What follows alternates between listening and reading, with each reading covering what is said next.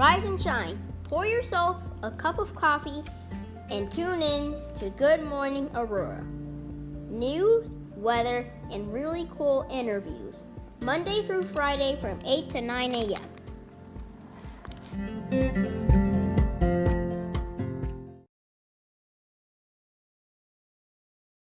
Good morning, Aurora. I am Brenda Rogers, candidate for Kane County Recorder of Deeds. As your next Recorder of Deeds, I will protect our taxpayers' investment, bring awareness to the position, and do outreach to our residents and veterans. I am asking for your vote during early voting, mail-in ballot, or on November 3rd. Vote for Brenda Rogers, Kane County Recorder of Deeds, paid for by Citizens for Brenda Rogers. Accountability in government is not a nice to have, it's a must have. That's why I'm voting for Tracy Miller for Kane County Board District 4. As a mother and businesswoman, she understands the middle class. From an election judge, citizens committees, and as a precinct committee person, she's been here with us, with the people. Tracy has over 30 years of experience as an accountant, CPA, and small business owner. She is fighting to keep the property taxes from going up and to keep us, the citizens, informed of what's taking place. I want a voice in the county government that listens to me. I want a friend, a neighbor, an advocate. I want someone who cares. That's why, as an Aurora resident, I'm voting Tracy Miller on November 3rd for Kane County Board District 4. Our city and our county deserve the best. Vote Tracy Miller. Paid for by Friends of Tracy Miller.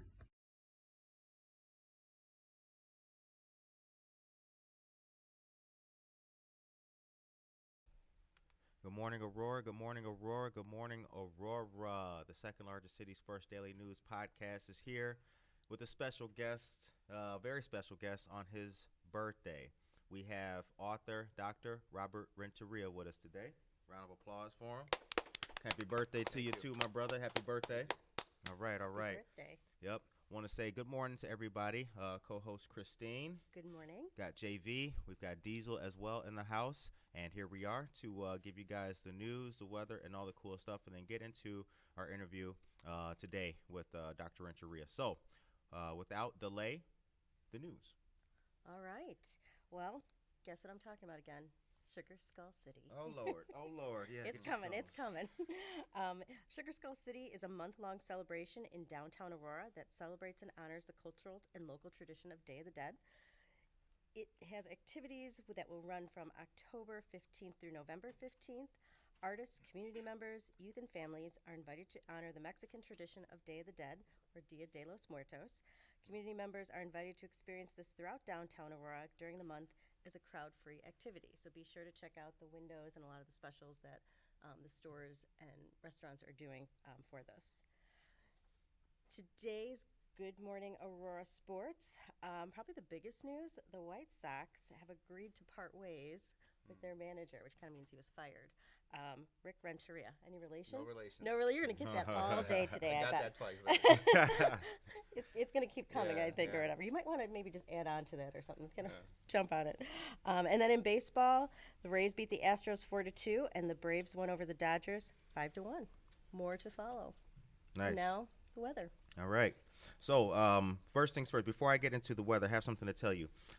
Friends of ours, Cottonseed Creative Exchange and Visual Arts have come together once again. Now, you need to stop by the Cottonseed Creative Exchange, 8 North Broadway. This news is hot off the press this morning, like literally 6 o'clock. In Aurora downtown to see the Aurora Stronger exhibit curated and sponsored by Visual Arts. The exhibit features photographs of the unrest that took place in Aurora on May 31st and highlights how the community came together even stronger. Okay, shout out to Yvonne from Cottonseed Creative Exchange, friend of ours, businesswoman, and also Navy veteran. Go U.S. Navy. Stay tuned. Visual Arts is collaborating with the Cottonseed Creative Exchange for First Fridays on November 6th.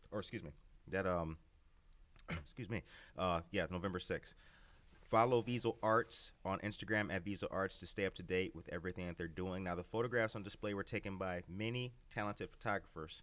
Gary Bonnick, Victoria Lunacek, Ivan Carmona, Amy Nelson Photography, and John Cornelison. Now, Visual Arts does a lot of good stuff for our community, and they have been big sponsors and helpers of ours as well, so shout out to them. We really appreciate all their help, love, and support. The temperature right now is 44 degrees. A little chilly out there. The high today is going to be 68 degrees, and that should be around 5 o'clock p.m. Tomorrow looks like it's going to be partly cloudy, 73 degrees. Thursday will be partly cloudy as well, with a high of 55 degrees. Friday, although it looks to be 56 degrees, looks like it's going to be a sunny 56 degrees. So I want you guys to keep that in mind. Get the fall gear, the fashion, the get the turtlenecks. If you got Kohl's coupons, now it's the time to bust those out. Thank you, Mom. And thick socks, not ankle socks anymore. Now, another round of the Change Initiatives is happening this Thursday at 6 o'clock p.m. The last one was at New England Church. The second one will be at St. Therese Church. Okay, this is where you join the Aurora mayor and police officials to discuss the unrest in the community and how we can come together to create a better Aurora. Cannot just show up. Go to auroratachil.org/change. Attack is a Navy term for a dash. Simply that. They will listen to your thoughts on policing and progress in Aurora. Also want to give a quick shout out to Invest Aurora and also the Regional Chamber of Commerce for the work that they've been doing with the community in regards to the COVID-19 Business Implication Survey Report. This is round 2, a series of surveys and reports aimed at measuring the impact and implications of COVID-19 on businesses across the Aurora region.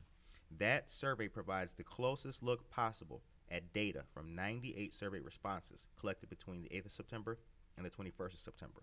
So shout out to both Invest Aurora and the Aurora Chamber of Commerce. And also, once again, I keep drilling it to you. I'm going to do it to you again. You have to remember the digital applications are live for the Community Development Block Grant CDBG. The date to submit is the 23rd of October at 4 o'clock p.m.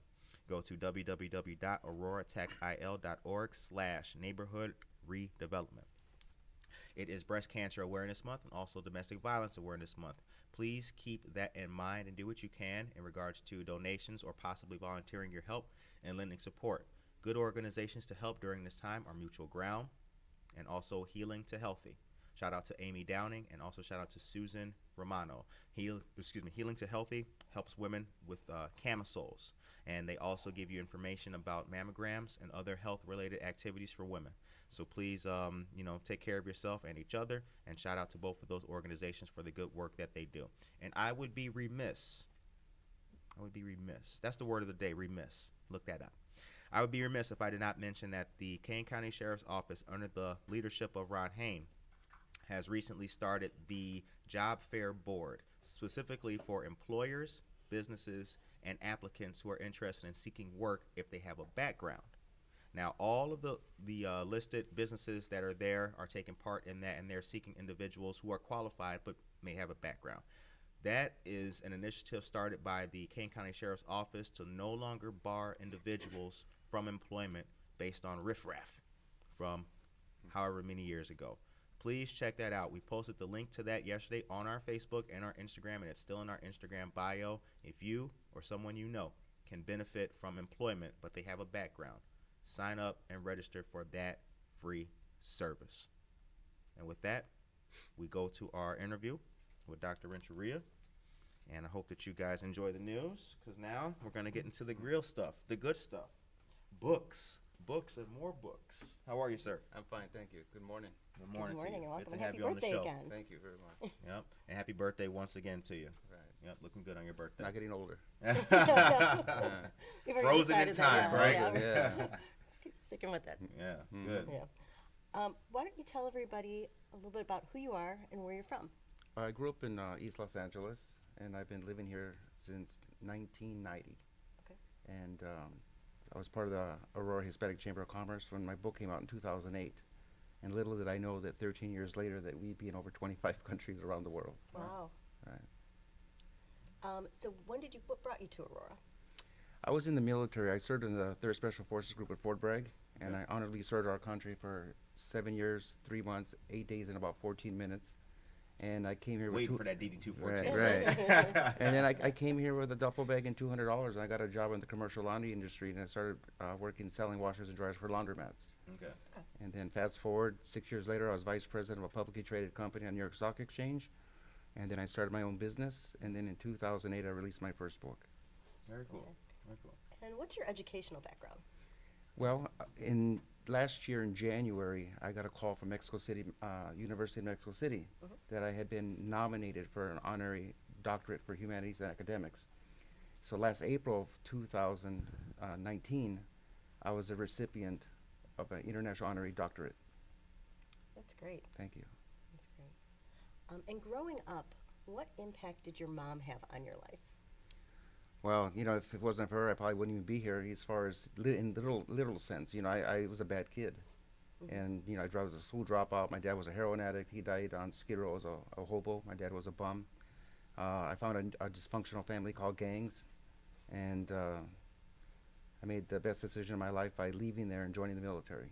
So it was because of her that I wanted to do better. Yeah. Right. What lessons did she teach you? She taught me that the most important thing in life is family. That you protect it and you respect it, you don't abuse the privilege. Those are the people that always got you. Right. Right. Right. What was it like growing up in East LA? Well, you know, it was pretty tough back then. I mean, you know, we were so poor. I tell people that we were kids, somebody broke in our house to rob us. We robbed him. That's how poor we were. It was bad, you know. My dad left when I was 3, and when I was 6, you know, I was in a terrible accident. I had to go to school for the physically disabled, mentally challenged. I couldn't walk, talk, or read or write. So, you know, we grew up in poverty, and I slept on a smelly mattress on a concrete floor in a musty basement where at nighttime you hear the mouse traps popping. Everybody around us was poor, so I guess I didn't know I was poor. You know, we ride a bike or take a bus or hitchhike, and then it wasn't until I finally got out of that environment that I strived for more.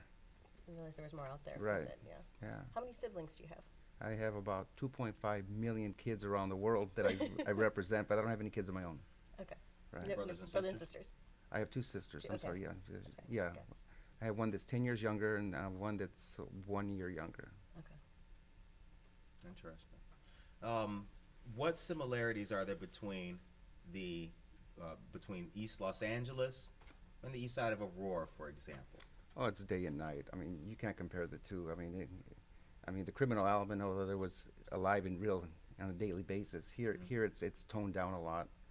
Since I think it was around, we had no murders here in 2012. It was or something like that. Yeah, yeah. Right. So you know, there was a cultural calm that was created here. But I would say it's apples and oranges. I mean, it's bad over there, really, really bad. That's why I got out. I mean, when I got out of the military, I went back home and I ran into the same friends, my homeboys that I ran around with, and they were calling me a punk and a salad because I wouldn't run with these guys. They were trying to drag me back in because misery loves company. So that's why I came to Chicago. Interesting. Right. What's the biggest lesson you learned being in the military? It taught me about a word called character. I mean, you know, I learned about duty, honor, country, and I jumped out of airplanes and helicopters and all that crazy stuff. But you know, character is not just doing what's right when somebody's watching you, it's doing the right thing when nobody's watching you. And that's what the military taught me. Interesting. And Fort Bragg, which has been in the news recently, a couple months now.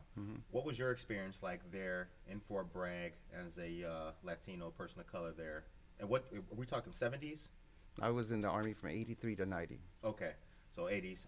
What was it like as a person of color there? I would say that it was a neutralizer. You know, everybody was green. You know, we're Army Right, green. yeah. So it was like being in one big bad gang, but we weren't trying to kill each other. Right. So for me, the experience was, it taught me, I grew up in LA with all Mexicans, right? And when I went to the military, we had black, Asian, white. So, you know, it was more of a band of brothers. Right. So it taught me the universal message that we're all the same. Nice. And when especially in the military, which I'm a veteran too, I'm a Navy vet, I understand what you mean about everybody's green. Everybody's one person, Right. you know, one unit, a team, the camaraderie. Color no longer matters. You just so happen to be African American member of the Army, what have you. Right. Do you think that military service is something that youngsters should partake in? I wrote that in my book, actually, that I think that all young boys and girls, before they take that leap into adulthood, should join the military for at least 2 years. to give them the fundamental building blocks, what it is to be a leader. Right. Right. Very cool. Very cool. All right. Now let's move into the book. The title, From the Barrio to the Boardroom. Where'd you come up with that title? And was there a title before that? Well, the book From the Barrio to the Boardroom, there was a first edition. This is the second edition. Okay. This came out in 2008. Okay. And From the Barrio is like the hood. Yeah. And then I made it to the boardroom in corporate America. As I said, I was VP of a publicly traded company on New York Stock Exchange. So literally, I made it to the boardroom. There you go. There you go. So that's where I got the title. Okay. But if you don't mind, I'd like to share a little bit of story around the book. Oh, absolutely. Certainly. See, this book came out in 2008, and I got a call from Arnie Duncan at the time. He was Secretary of Education. And they said, we want to teach this book. Now, this has been a 13-year process that I've been under development and exposing this to kids all over the world. So a curriculum was created for this book that addresses what's called social emotional learning. So they teach this book in schools. And I had that I have that book donated, and I have the curriculum donated. So if anybody in education is listening and you're looking for programming, we'll send it to you electronically at no cost, right? And if you don't have money for the books, then we have sponsors like Papa John's or Aurora Ice Cream and multiple others who make donations to our foundation so we can donate the book and the curriculum. Okay, the following year they're telling me they're reading my book to their parents. I said, well, don't your parents know how to read? They said they don't read English. So we translated the book into Spanish. And then the churches got a hold of us, and they said that they want to teach the book in Bible so they lead our kids to Christ so they could see the promised land. So a faith-based curriculum was created for the book. So the first couple years, I'm in middle schools, high schools, colleges, higher education, youth prisons, jails, social services, homeless shelters, better women's shelters. But I wasn't getting into the elementary school kids, so you know that the gangs recruit the kids in elementary school. So I had this idea to create a graphic novel called Me Barrio or My Hood, right, to cut the umbilical cord to the gang recruitment. So we released the graphic novel, and this book became the best graphic novel in Latin America, Spain, the United States of America, addressing youth issues. So now this book is 3rd grade and up, and From the Barrio to the Boardroom is 7th grade and up, and I wanted to round it off. So we went back to the drawing board and we released an activity coloring book called Little Barrio. So it's pre-KK 1 and 2. So I'm proud to say that over the last 13 years, I've invested about $350,000 in the future of our youth's education, right? So that these kids understand that gang banging and violence is not a lifestyle, but a death style, and that the ultimate weapon is not a loaded gun, but an educated mind. Wow. You're getting them as soon as they need it. Like the young kids. You got to start them young. Exactly. Absolutely. Exactly. And it's easy to say, well, you know, we need better parenting, or the parents should be better parents. Well, some of these kids don't have parents, and some of the parents shouldn't be parents, right? So we need more mentors, which is why we hosted an event here a couple years ago where you and I chatted, because our kids need to know that they're not alone. And it's okay to ask for help, not because you're weak, because you have to remain strong. So I try to teach our kids that there's a big difference between a handout and a hand up. Right. And there's a lot of good people, like both of you and other people that we met a few weeks ago, that want to help. Well, I should. What is the biggest obstacle in regards to young people who are trying to make that leap from, I don't want to say the hood, because there's people who live in places who are not the hood at all, Right. but they still have problems. So what is the biggest obstacle for a young person to succeed and get over that hump, whatever that hump may be for them? I think that what I've seen the last 13 years is confidence and self-esteem. And you give somebody some hope and confidence, they can become very dangerous, especially if they put their street smarts with their book smarts. Right. So that's what I'm teaching our kids. Okay. And I want to talk also about the Naperville school system and District 204 and things like that. Are your books in those districts? Well, keep in mind that the book and the curriculum came out in 2008 and 2009 on the curriculum. So this is where I started. Okay. So the first 4 years, the books were in every single school here in Aurora. I mean, just about every program had the books. And after that, I started traveling out of different cities, different states, different countries. So I was gone for a long time. So I would say that the books are used here, but very loosely, not formally. So when I came back after the COVID hit is when I decided, since I couldn't travel, that I'd spend more time in the local area, focusing on helping the kids or programs in this community. So recently, people like Tom Hartwell, who's running for Kane County Circuit Clerk, donated books to Wayside Cross Ministries and Hesed House. Laura Curtis, who was here, who's running for the 49th District State Rep, she donated books and hygiene items to Mutual Ground recently.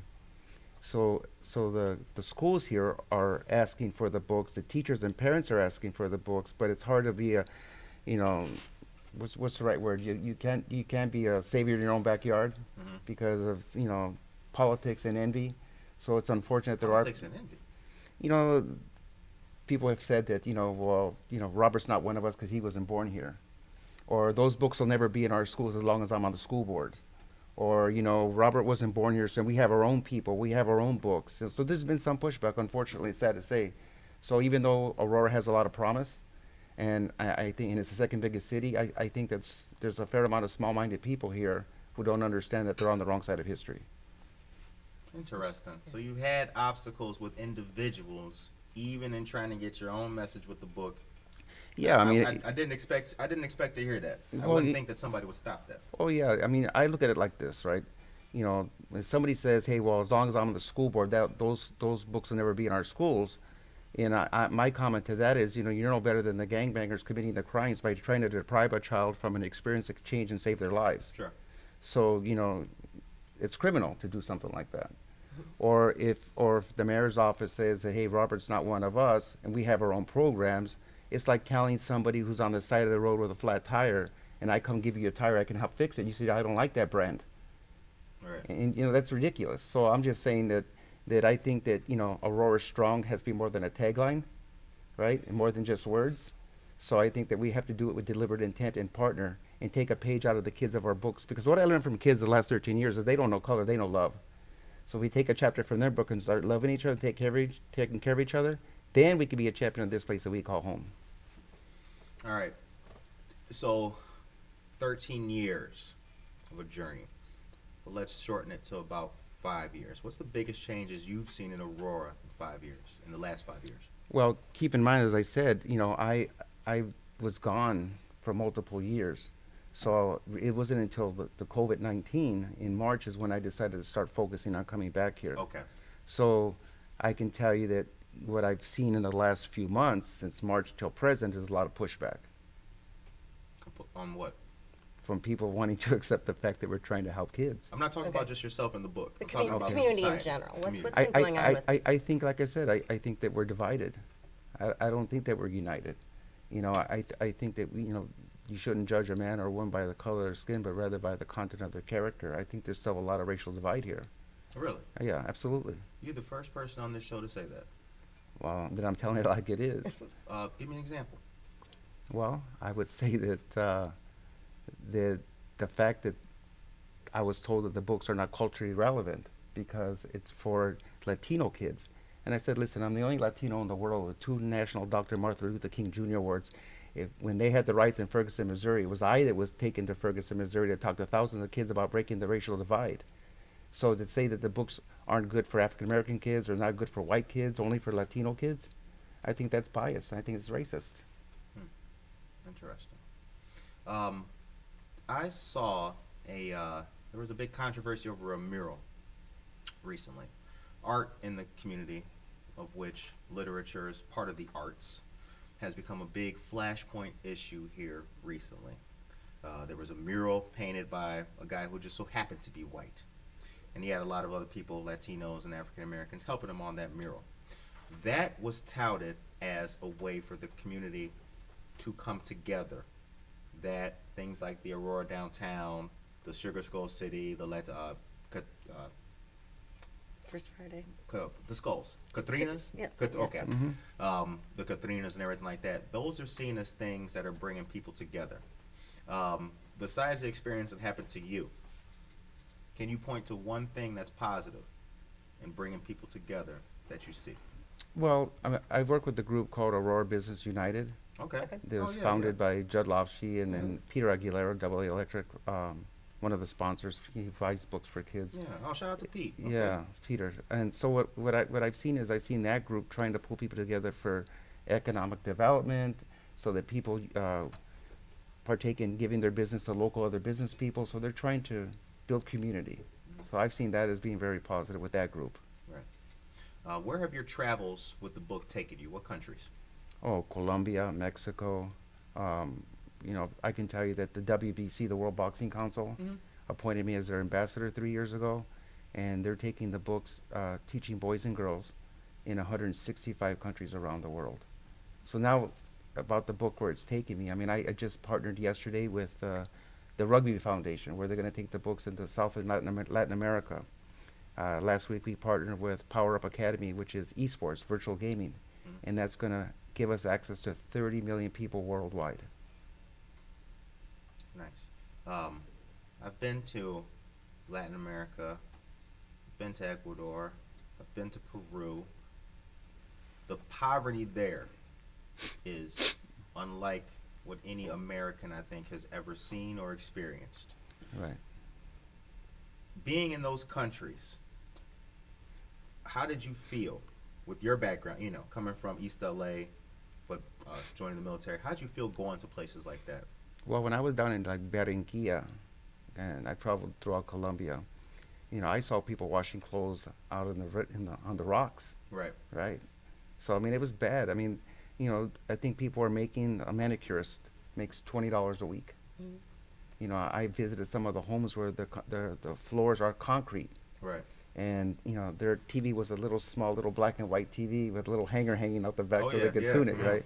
And I mean, it was poor. And there was one family that I met that had this big fat rooster, and they were telling me that they feed that rooster all year long and they eat the rooster for Christmas. A rooster. Right. Right. So yeah, it was bad. Yeah. When we talked about this, Aurora, what are some of the strengths that you do feel are working within the community? Well, I think that as an example, watching the last cycle, right, and listening to the last few months that I've been back, of people thinking that we need to have maybe stronger leadership. So what I'm seeing people like Judd, who's running for mayor, in this next cycle, who I'm going to support in that case, because I look at him as a man who's connected to the community. I don't know if you know this, but he's the founder of Streetwise. Oh, yeah. Yes. Oh, Yeah, so a man who gives people dignity so they could put a roof over their head and feed their children, right? That's the kind of guy I can get behind. A guy who understands what it's like to take somebody from the barrio and get them to the boardroom. I don't know if I answered your question, you did, yeah. okay. We're going to focus on some of the positives as well there. Yeah. I think that, well, actually, I'm going to come back to that question. I saw you once upon a time at this is way before COVID, Social Justice Committee meeting. It was at the Aurora Public Library. Right. You were there, and there was a couple other gentlemen with you, one of which was a principal in the New York City school system. Do you recall the gentleman's name? I don't recall at the moment. But there were a few guys with you. Yeah, he was a superintendent. But that's what it was. Right. He was superintendent. What was his name? Mark Mikovich. That's right, Mark. I just remember the Mark. Okay. Right. He's affiliated with the foundation. Is that correct? Well, what he's doing, like a lot of other people are doing, they're seeing the value in what we bring to the table. So he's introducing me to the National Superintendents Association, right? So, it's all about connections, all right? It's not always what you know, it's who you know to get through these doors. So people like him or who are mind-like that are opening these kind of doors so that we can reach more kids or as many kids as possible, which is what I think I was telling you Papa John has done. Papa John's is a sponsor of Barrio, corporate sponsor, and they give 40% off here in the state of Illinois by using the code Barrio10, Barrio10, and you get 40% off. Then they donate money to our foundation so we can put those books into the hands of as many kids as possible. You detailed the pushback that you got from the city. Outside of Aurora, where else were you frustrated? I haven't been. It's been very well received worldwide. So you're telling me the only place where you ever got pushback has been Aurora? Aurora, right. That's what I say makes no sense. I mean, they thought they were hurting me by pushing back, initially, but they did me a favor because as I left Aurora, I got exposed to the whole world. I mean, right now we're under development for a documentary and a movie, right? I have a 3D animation cartoon character that addresses conflict resolution, so we're talking to Disney and Netflix. So, I point to if Barrio, and I call Barrio as a whole, the whole program, the curriculum and the books, is good enough for $1 billion company like Papa John's, who sees the value, right? or the rugby organization or the esports world or any of these other people that I worked with or people here locally, like as I mentioned, Jim Overvice, who's donated thousands of books. In 2008, when I was a Grand Marshal for Aurora, March Against Violence, Jim Overvice donated 1,000 from the Boardroom East Aurora High School. So, I mean, there are people, the books are going into the schools with or without the pushback, but I'm just saying that when somebody physically steps up and says, as long as I'm on the school board, you'll never be in our schools, I think that's insane. Do you keep fighting that fight, or do you just say, you know what, then I'm just going to focus my efforts elsewhere? Well, first of all, you're not going to be bullied, you know, so, I mean, you can't stop the kids from getting these books, right? So you're just kidding yourself. And you know, there's going to come a day when, you know, people will find out who these people are trying to deprive these kids. I think that's insane. You know, there's been people who've given the books to Richard, and Richard Irvin says, you know, we have our own programs. He's not one of us, right? Or people like Dan Barrero or Annette Johnson on the school board push back and don't want these kids to have these books. They're committing a crime. These books are saving lives. Right. You know, I can tell you that it's nothing less than a miracle in real time. That if these books are good enough for million and billion-dollar organizations, that it's not good enough for the East Aurora School District, I think that's pretty sad. That's why I'm going to endorse Judd Lofsche.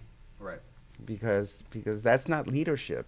See, I think in this town, and there are good people here. Don't get me wrong. There's a lot of good people here trying to do some good things. Right. And you know, I met a lot of the community activists.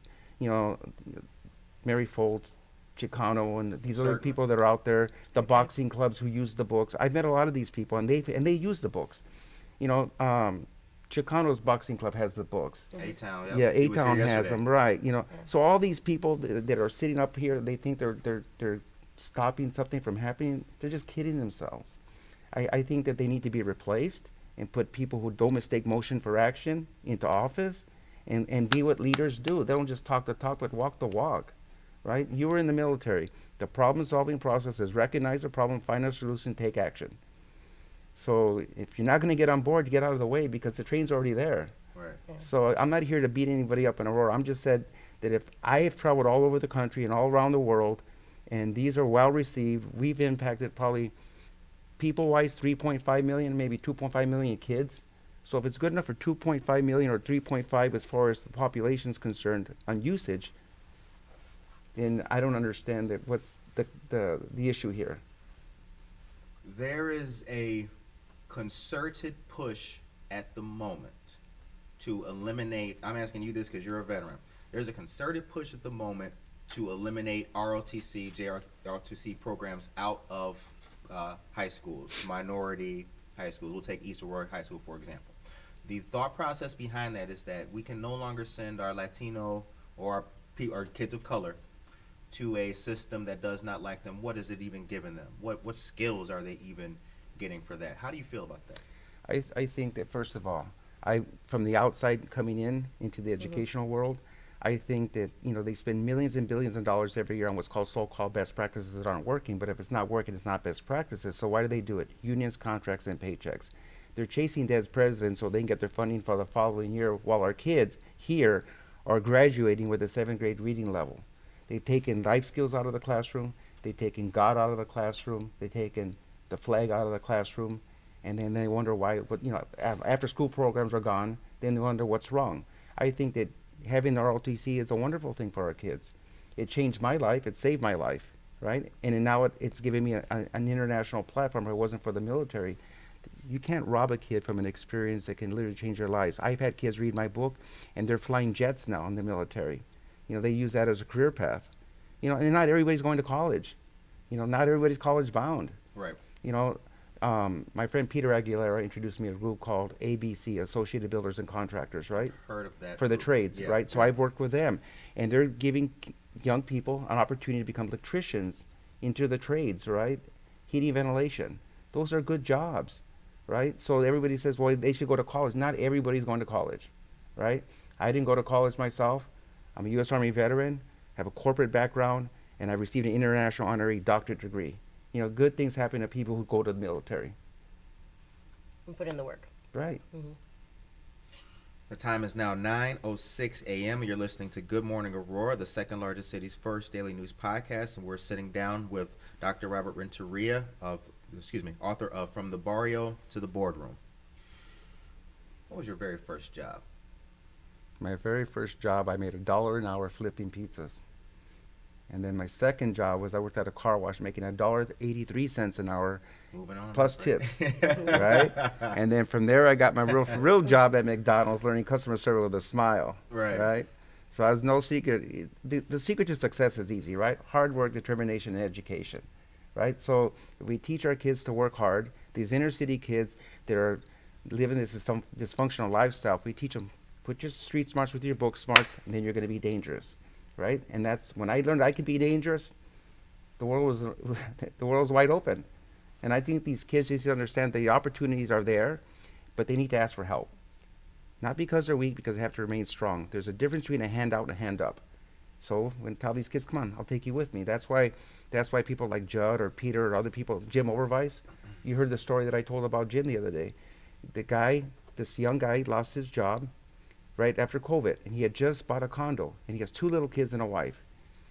What am I going to do? I'm going to lose everything. That was a dream. They lived in apartments their whole life. He got a job working for Overvice Ice Cream. Now he's making his mortgage payment, putting food on the table, right? So there are resources out there if you just reach out. I was aware that there were 35 trucking jobs available with Overvice Ice Cream, so I told him, go to Overvice and apply, and they'll hire you, and they hired him. Right, so I mean, you have to just ask for help. I understand the whole pride thing, but if you're willing to work hard and you bring value to the table and you're willing to earn it, why not? Right. Who are some other authors that inspire you? Who are you reading, or what are you reading that you go to? That's a good question. I read Stephen King. Okay. Back then, I was Dale Carnegie. I like that. Right. And Zig Ziglar was one. Mm-hmm. If you help enough other people get where they want to go, you get where you want to go. So that's a philosophy I carry of trying to help people pay it forward. So I'm not into the whole game of 3 for you and none for me. I want it to be amicable, right, where we help each other. And that's what we're trying to do with the kids, help these kids through the power of word, which is the book, right, or books, so they could spread their wings and fly like the angels God intended them to be. What kind of student were you? I was a bad student. In what way? Everybody's a bad student, Well, I was skipping school. Okay. I had no father figure, to guide me. Right. My mother didn't finish high school. My grandparents didn't finish high school. So I had nobody to look at and say, kind of emulate and say, I'm going to go to college or I'm going to go to school. I dropped out of school in the 10th grade. I was running with my other family, gangs, right, selling drugs, doing drugs, and experienced that sad side of life. But it wasn't until the military that it really opened my eyes and realized that in today's time, and owning a business, mind you, is that it's an education gets you in the door, but it doesn't make you the right candidate. When I hire people, I want people who are involved in the community, right? Mm-hmm. So if I was interviewing both of you, and I said, so you have a master's degree, you have a master's degree, so what do you do for the community? You said, well, what do you mean? What do you do for the community? Oh, I do this, this, and that. I want somebody who's engaged, because if he's taking care of the community, he's going to take care of my company. That was my opinion. Right. That's a good point about that. About involvement, engagement. Right. With it. I feel that there will never be a day when society will be 100% homogenous. It won't happen where we're all together. We're all singing Kumbaya. I believe that we can get close. What's missing from society that is taking us apart instead of bringing us together? Listen, it's just pure ignorance, okay? It's okay to have interracial relationships, right? But it's not okay to work together, right? So my goal is to make the dream of Dr. King not just a dream but a reality. Sure. And also Cesar Chavez, right? Who fought for the United Farm Workers, right? And I think that we just need to unite, understand that we're all the same. We love, we laugh, we lost, we cry, we see things we regret from time to time. In the end, we bleed red. We're the same. So that my opinion is, you're not a black guy. You're my brother. Right. you're my sister, and that's how we should look at each other. That's why I say I learned a lot from kids, because you can put a whole bunch of kids in a room, They they're all just playing. they're just gonna play Yeah, together. yeah. You put us in a room in Aurora, and we're gonna have backdoor meetings about how we're gonna X you out, right? So At certain levels, Yeah, sure. yeah. My neighbors next door to me don't speak much English, but they embrace my son. And to your point, I mean, it is just, it's nothing but laughing and hanging and playing, and they're the whole thing, eating duvelin all day. So you're right. You're right to that. But the levels, the upper echelon, to your point, there is favoritism in certain places, and people only want their agenda to dominate. It's politics for me. I've been asked to run for politics. It's too cliquish, right? And I don't want to just run in a district versus helping people around the world. So my playground is the world, and I think that here locally they need to understand that you're a public servant.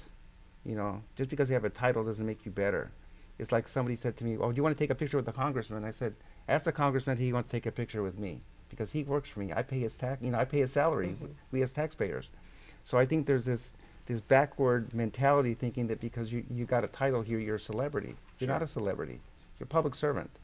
So you either serve or get replaced. Speaking of that, we are in an election year. November 3rd is quickly approaching. We've seen many tragedies perpetrated. The foolishness of building a wall, kids in cages, things like that, the battle against healthcare, and many things like that. How optimistic are you that we will experience change and positivity come November 3rd? And that's not an endorsement of anybody, just a question. I guess time will tell. You're dealing with an old institution that moves very, very slow, and I think there's power and greed play a part in all of this stuff, and kids and even some adults, many adults are political pawns, political footballs, and I think it's sad that we are divided as a nation, and I want people to understand that politics should not be about red states or blue states, but rather about the United States of America, one nation truly under God, indivisible, for liberty and justice for all. Outside of Aurora, what are some of the other communities surrounding that you're going to be working with? Well, right now, because I'm not traveling anywhere, right? But I can tell you that El Paso, Texas, who had the murders in El Paso, are waiting for this travel restriction so I can be in El Paso, so we can go to the border towns and get the Barrio books to all the kids in those communities, right? San Bonito, Los Baños, California, the migrant farm workers in Northern California are waiting for me to come up there and present in Northern California. So there are other cities and states who are in the holding pattern, but we're having discussions about going out there to either speak. We were planning a tour called the Barrio Impact Tour, where we're going to hit the 10 top Latino states in the country this year, but because of COVID, it got canceled to hopefully next year. So there are conversations about coming out, but there are a lot of virtual youth conferences happening that the Barrio books are being sent to kids, or they're being used electronically because it's on Kindle. So the books are being used through virtual, but they're using a lot of my speaking engagements, like my TED Talk. I did a TED Talk in Naperville in 2017.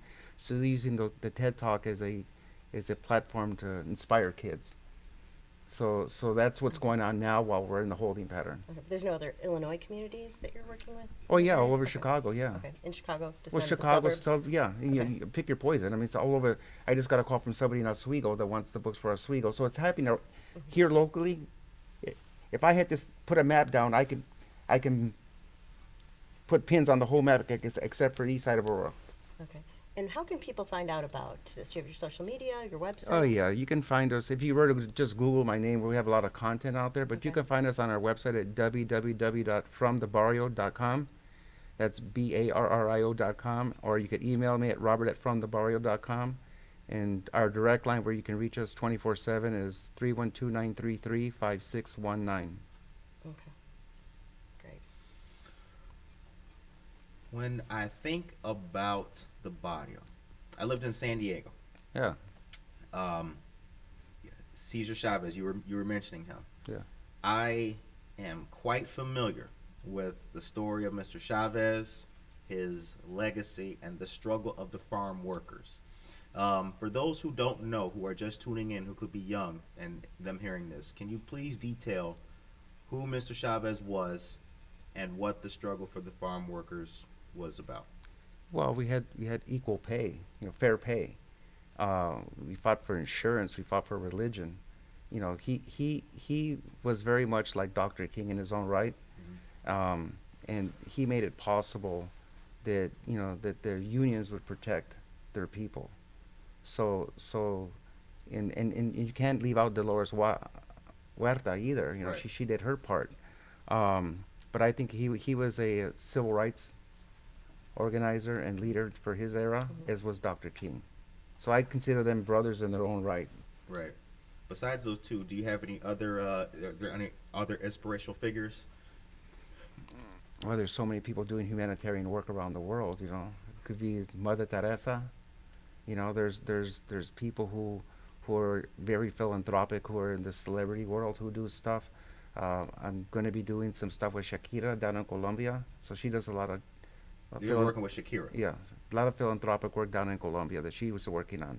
I've done stuff with, we had a play in Chicago, working with Gloria Stefan and her people. Her choreographer flew in, and we put together a play called the Barrio Project in Chicago, Maria Torres. And we took 30 inner city kids. It was funded by After School Matters, fully funded. And after a course of a year, the kids' lives had transformed. And they told me at the end of the year that their boardroom is now a theater. So I've watched lives change in real time in different countries, different cities, in different states. And now that I'm here, we're coming to Aurora. All right. Right on. Where do you see Aurora in the next 5-10 years? Well, I'm hoping that during this election that Judd Lausche will become the next mayor. Okay. And Are you saying that just because you're a member of Aurora Business United? no, I'm not saying that. I've known Judd since I popped up in 2007. I popped up here. I joined the chamber, but the book came out in 2008. Right. And Judd was really good about introducing me to people. He embraced me. I'm not going to say this will be a fact, but if Judd does not win, I'm very tempted to move here and run to be the first Latino mayor of the city of Aurora. Okay. What change do you think he would bring as a mayor? I think he would unite the community. Okay. I think he would look to bring programming to the community and find outside resources for funding, as I have done, right? Like, as I mentioned, Jim Orvice has helped given the foundation thousands of dollars to help get kids all over the state of Illinois Barrio books to have that experience. So I think he would do kind of what I'm doing, is bringing outside resources to the community to help build it up, so that we don't have a dilapidated downtown, as an example, or kids not being able to have after school programs. They have to be resources. I mean, the city's in debt, right? The deficit is large. So you have to have outside people with bigger muscles and more contacts to come in here and lift it up. And what do you think of the downtown here? It's pretty sad, in my opinion. I mean, I've lived in North Aurora for 25 years. And 5 years before that, I was in Lisle. But I've been here in the state for 30 years. But the last 25 years, outside of what I saw that Mayor Weisner was able to accomplish with, the pavilion over here, and that bridge got built as a follow-up of what he started. Pavilion. What do you call it? River over Edge there? Park? Yeah. Oh, okay. Yeah. I would say that it's pretty sad that you got a bunch of abandoned buildings, and to add insult to injury, what is the mayor doing about all these homeless people walking the streets? There's homeless people everywhere in the city of Aurora. Nobody's talking about it. Why? They're putting up these little tent cities in different parts of Aurora. There's people sleeping by the river, people sleeping on the streets in bus stops. I mean, that's insane. Well, people are talking about it. We just sat here and mentioned the Acid House. I understand that, but why do we have, and we also mentioned Wayside Cross Ministries, right? But why are we having this influx of homeless people all over the city of Aurora? I once read that transience is a byproduct of a large city. So that is to say that there's going to be homeless people in a large city. Well, I'm not trying to justify I'm guy not sleeping under a bus stop, for heaven's sakes. Sure, I don't like seeing that. I used to live I lived in the downtown for my 11 years of being here in Aurora. I just moved into a house now. So yeah, I wake up and I see the guy eating out the trash for Right. heaven's sake at 6 o'clock in the morning. So I agree with you there. But is that not a byproduct of a big city? You know, I look at it like this. We have money for wars and can't feed the poor. There's children, teenagers, and adults walking around lost in a culture of darkness, and we need to do something about it. Sure. So I'm doing my part, and I know the judge. I've seen Judd over the years do his part, and other people, Jim Overweiss, and Peter Aguilera, who's been really generous with making sure the kids have programming. I think that we have to pull people together and unite. It's all about coming together and uniting as one force. No different than we learned in the military. You leave no man or child behind. Right. No, you're absolutely correct. Yeah, you're absolutely correct with that. I'm against the tent cities and everything. There was one where people were sleeping, I think, in the BNSF tracks back there, and they were told to clear out, and people got together and wanted them to stay. I was kind of against that because as a person who's worked with heavy machinery before, you don't want humans who are not squared away around that environment. So yeah, some more needs to be done. I completely agree with you. Yeah, I mean, there has to be some sort of proposed solution for this stuff. I mean, I'm working on a project right now with Habitat for Humanity that I'll share with you once it becomes public, All right. and that'll be part of addressing that solution. I didn't think I was gonna be able to ask this question, but now since you Went there. gave me the bump like in volleyball, I'm gonna go ahead and try. If you were mayor, what's the first thing that the day you get sworn in, what's the first thing that you would do? The first issue you tackle? Literally, I drain the swamp, get rid of all the people who have been here forever and ever, and it's time for change. Bring in people who don't just talk the talk, but walk the walk. You have people here that have been here forever, protecting their turf or their territory or their job or their paycheck, and they're not really doing the job they were empowered to do or being paid to do. So that's the first thing I would do is I make a complete sweep. And then I would bring in new leadership, people with business backgrounds who understand that it's not just about getting a paycheck, but it's about building. So if you don't have a business acumen and you're an administrator, then all it is about doing the service of the job day to day, hour to hour. When you have a business of your own and if you don't perform, it doesn't work. So I want this to be about performance-based city. I want people to understand they have to perform. I was sitting down talking to a friend at Two Brothers Coffee. Oh wait, I gotta ask you something. Are you a coffee guy? I can be sometimes, yeah. Okay. Depends how late I'm up. Yeah. I do know that you're a hard worker and you're up early. Mhm. I know you're motivated, so that's why I asked. I once heard a guy tell me at a coffee shop that from the Wisner administration, which I have no true knowledge of, from the Wisner administration to now, things have improved significantly. What do you make of a statement like that? Who made the statement? I mean, it's somebody that works for the mayor that makes that statement? No, it's a local guy. I don't know who the guy is. Does it matter?